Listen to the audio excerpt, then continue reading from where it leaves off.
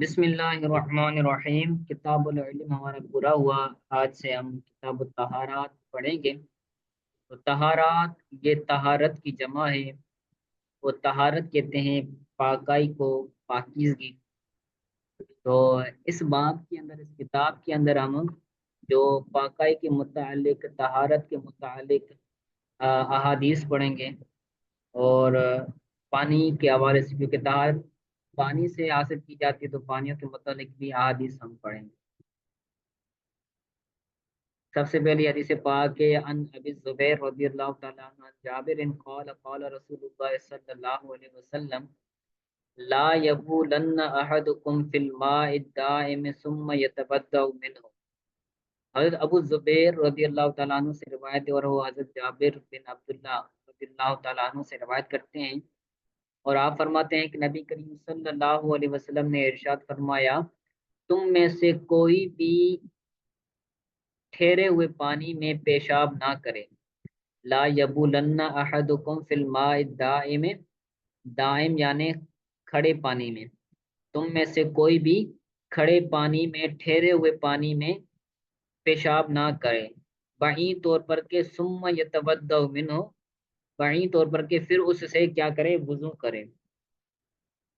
کہ جو ٹھہرا ہوا پانی ہے اور اس سے وضو کرنے کا ارادہ ہے، لوگ اس سے وضو کرتے ہیں یا غسل کرتے ہیں، تو ایسے ٹھہرے ہوئے پانی کے اندر پیشاب کرنا منع ہے، حضور صلی اللہ علیہ وسلم نے منع کیا۔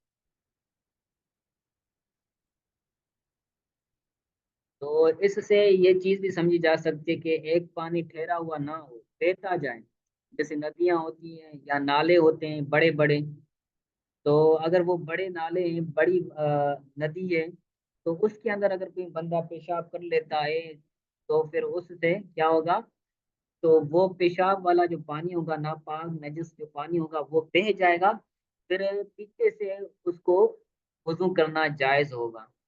ٹھیک ہے، اس کا اپوزٹ یوں سمجھ سکتے۔ اس کے بعد دوسری حدیث پاک ایسی موضوع کے متعلق، ان حیثم الصواف ان ابی ہریرہ قال نہا رسول اللہ صلی اللہ علیہ وسلم ان یبال فی الماء الدائم۔ حضرت حیثم سے روایت ہے، حیثم صواف سے روایت ہے، وہ حضرت ابو ہریرہ رضی اللہ عنہ سے روایت کرتے ہیں کہ نبی کریم صلی اللہ علیہ وسلم نے ٹھہرے ہوئے پانی میں پیشاب کرنے سے منع فرمایا۔ ٹھہرے ہوئے پانی میں سرکار نے پیشاب کرنے سے منع فرمایا۔ ثم یغتسل منه او یتودع، وہی طور پر کہ پھر اس پانی سے غسل کیا جائے یا پھر وضو کیا جائے۔ تو سیم ہی مفہوم ہے اس حدیث پاک کا۔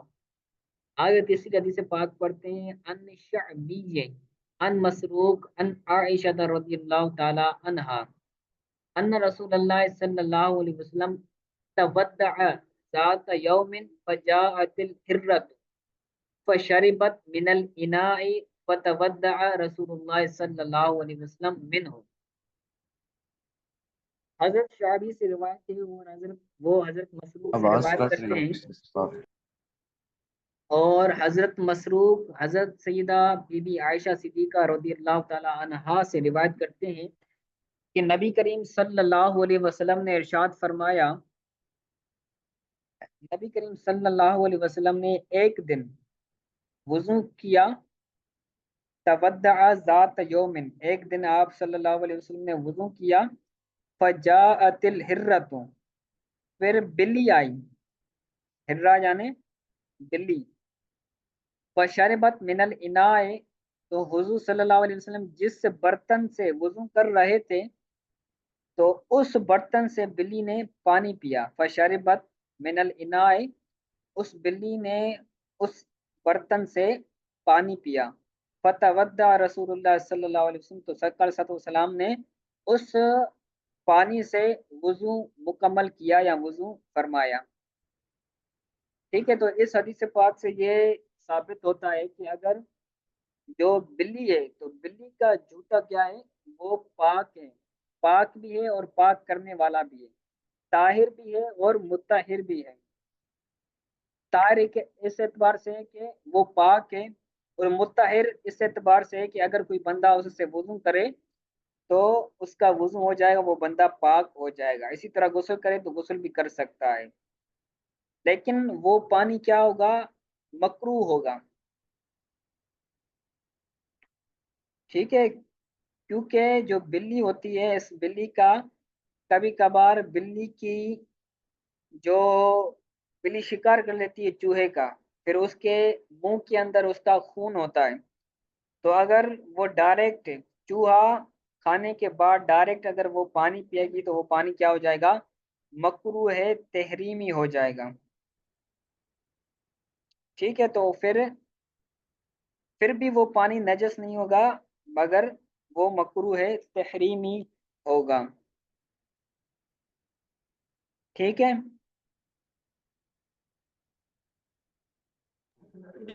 Yes, Sasa.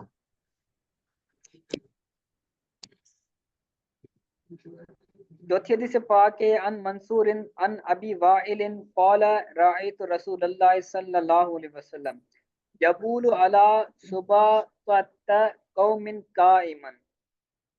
حضرت منصور سے روایت ہیں، اور حضرت منصور ابی وائل سے روایت کرتے ہیں، اور ابو وائل کہتے ہیں کہ میں نے نبی کریم صلی اللہ علیہ وسلم کو دیکھا کہ آپ ایک قوم کے کچرے کی جگہ پر، سبادت یعنی جو کچرے کی جگہ ہوتی ہے،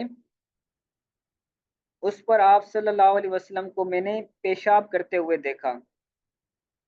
قائمن، حضور صلی اللہ علیہ وسلم کھڑے ہو کر پیشاب فرما رہے تھے، ٹھیک ہے؟ تو صحیح بخاری کے اندر بھی اس طرح کی روایتیں ہیں، اور صحیح مسلم کے اندر بھی اس طرح کی روایت ہے، جس کے اندر حضور صلی اللہ علیہ وسلم سے کھڑے ہو کر پیشاب کرنا ثابت ہے۔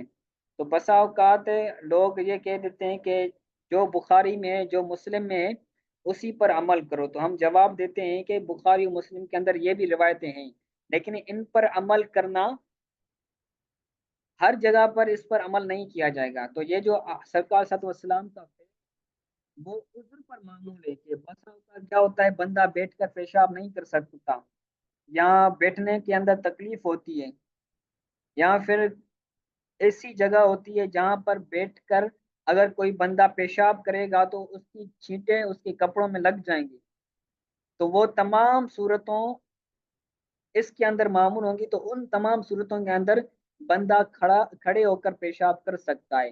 البتہ جو صحیح سنت ہے، صحیح حالت کے اندر، وہ بیٹھ کر پیشاب کرنا ہے، ٹھیک ہے؟ تو اس سے یہ اعتراض لازم نہیں آئے گا کہ کھڑے ہو کر پیشاب کرنا سنت ہے۔ کھڑے ہو کر پیشاب کرنا سنت ہے، لیکن جب عذر ہو، جب تکلیف ہو، جب کوئی بیماری ہو کہ بندہ بیٹھ کر پیشاب نہ کر سکے، تو اس حالت میں بندہ کھڑے ہو کر بھی پیشاب کر سکتا ہے۔ سمجھ تم؟ سمجھنا۔ Yes, Sasa. پانچویں حدیث پاک ہے، آسان آسان حدیثیں ہیں۔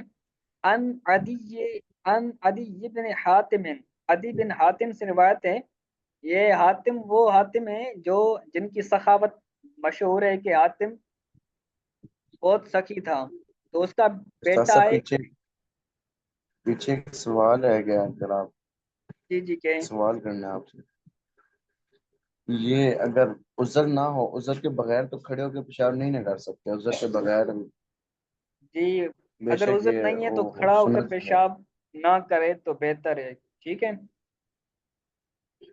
یہ گناہ ہے یا کیا ہے؟ اس کو کہیں گے کہ یہ خلاف سنت ہے، کہ بندہ اگر کھڑے ہو کر پیشاب کرتا ہے تو یہ خلاف سنت ہے، تو سنت کا ترک اگر لگاتار کرے گا تو وہ گناہ گار ہوگا۔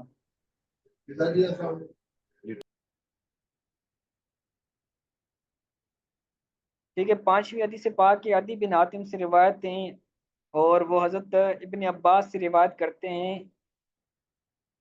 حضرت ابن عباس فرماتے ہیں کہ رأیت رسول اللہ صلی اللہ علیہ وسلم شرب لبنا فتمدمد وصلى ولم يتودع۔ حضرت ابن عباس فرماتے ہیں کہ میں نے نبی کریم صلی اللہ علیہ وسلم کو دیکھا کہ آپ صلی اللہ علیہ وسلم نے دودھ پیا، لبنن دودھ پیا، شرب لبنن، دودھ پیا، فتمد مد، پھر دودھ پینے کے بعد آپ نے کلی کی، وصلہ اور نماز پڑھی اور وضو نہیں کیا۔ تو اس کے اندر شوافی اور اناف کا اختلاف ہے کہ شوافی کہتے ہیں کہ اگر کوئی بندہ وضو کرتا ہے اور دودھ پیتا ہے تو دودھ پینے کے بعد اس پر وضو کرنا فرض ہو جاتا ہے، اور اناف کے نزدیک اگر کوئی بندہ دودھ پیتا ہے تو دودھ پینے کی وجہ سے اس کا وضو برقرار رہتا ہے، اس کا وضو ٹوٹ نہیں جاتا۔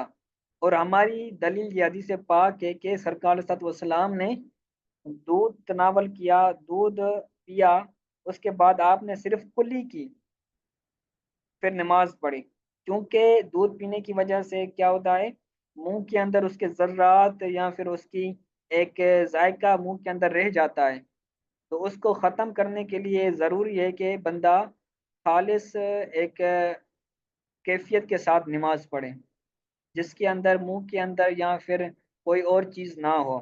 تو سرکار صلی اللہ علیہ وسلم نے اس لیے دودھ پینے کے بعد کلی کی، پھر کلی کرنے کے بعد نماز پڑھی اور آپ نے مکمل وضو نہیں کیا۔